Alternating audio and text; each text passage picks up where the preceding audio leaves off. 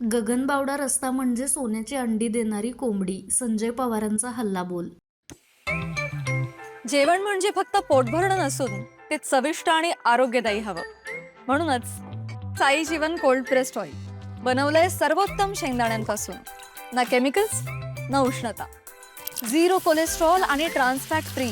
प्रत्येक थेंबात शुद्धता, चव आणि आरोग्य. म्हणजेच तुमच्या हृदयासाठी आणि कुटुंबाच्या आरोग्यासाठी उत्तम. आजच साई जीवन निवडा, कारण आरोग्याला शॉर्टकट नसतो.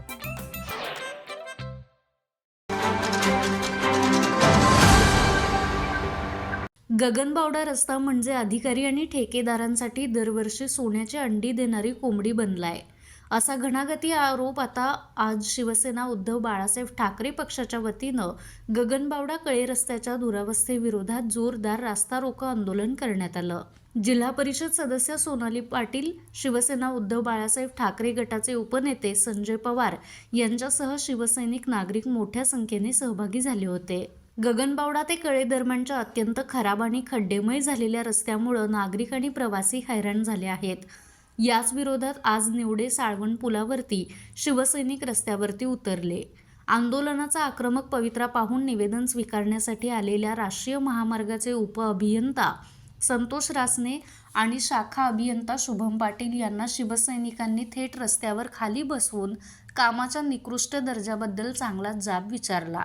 यावेळी उपनेते संजय पवार यांनी प्रशासकीय कारभारावरती आणि स्थानिक लोकप्रतिनिधींवरती तीव्र शब्दात ताशेरे ओढलेत. खरं तर कोल्हापूर गगनबावडा हा रस्ता सध्या विद्यमान सरकार आणि लोकप्रतिनिधींचं, मी असं म्हणेन, एक सोन्याचं अंडे देणारी कोंबडी आहे. ती फार मोठी कोंबडी अंडे देते, 6 महिन्याला एकदा देते आणि मस्तपैकी ती मजेत असतात. पण ही सजा जी मिळाली ती जनतेला, त्याच्या मतदारसंघातील लोकांना ही सजा मिळालेली आहे. रस्ता कमी आणि खड्डे जास्त आहेत. रस्ता शोधण्याची वेळेला हे त्यांचं निष्क्रियता सिद्ध होती, त्यांचं मोठं अपयश आहे. आणि हे त्यांनी आता दाखवून द्यायला पाहिजे की नाही. मग हे प्रशासन आहे, नालायक प्रशासन आणि सरकार, हे महाराष्ट्रात जर बघितलं तर डांबरात बुडलेलं सरकार आहे, पैशात बुडलेलं सरकार आहे. जनतेचं देणं येणं काही नाही आहे. म्हणून आज पर्यटनाचं स्थळ म्हणतोय आपण, कोकणात येणार जाणारी हे माणसं इथनं म्हणतोय आपण. आणि अशा पद्धतीने जर असे रस्ते राहिले तो कोल्हापूर बदनाम झाल्याशिवाय राहणार नाही. त्यांना आत्ताच ठाणं व्हायला पाहिजे या लोकांनी. आज शिवसेना उद्धव बाळासाहेब ठाकरे पक्षाने आम्ही रस्ता रोको केला. आमचा उपजिल्हा, आमचा तालुकाप्रमाणे काही पद्धती चिखलात बसले. पब्लिक सब जानती आहे. जरा तरी शानवा आणि ह्या कोल्हापूरकरांची आणि येणाऱ्यांची जरा कदर करा आणि रस्ते चांगले करा, माझी सगळ्यांना विनंती करतो.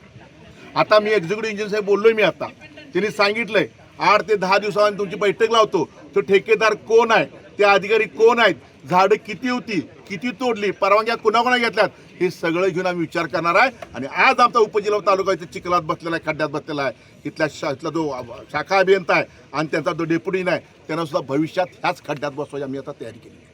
आंदोलकांच्या तीव्र आक्रमकतेनंतर राष्ट्रीय महामार्गाच्या अधिकाऱ्यांनी रस्त्याच्या कामासंदर्भात आणि समस्या निवारणासाठी लवकरच आता वरिष्ठ स्तरावरती बैठक आयोजित करण्याचं लेखी आश्वासन दिलंय. अधिकाऱ्यांच्या या आश्वासनानंतर रस्ता रोको मागे घेण्यात आला. या आंदोलनात जिल्हाप्रमुख विराज पाटील, उपजिल्हाप्रमुख सुरेश पोवार, शेतकरी सेना जिल्हाध्यक्ष रणधीर पाटील, तालुका प्रमुख सतीश पानारी, तानाजी आंग्रे यांच्यासह मोठ्या संख्येने शिवसैनिक आणि स्थानिक नागरिक उपस्थित होते. माझा महाराष्ट्र न्यूज, कोल्हापूर. ताज्या घडामोडी पाहण्यासाठी माझा महाराष्ट्र न्यूजला आजच सबस्क्राईब करा.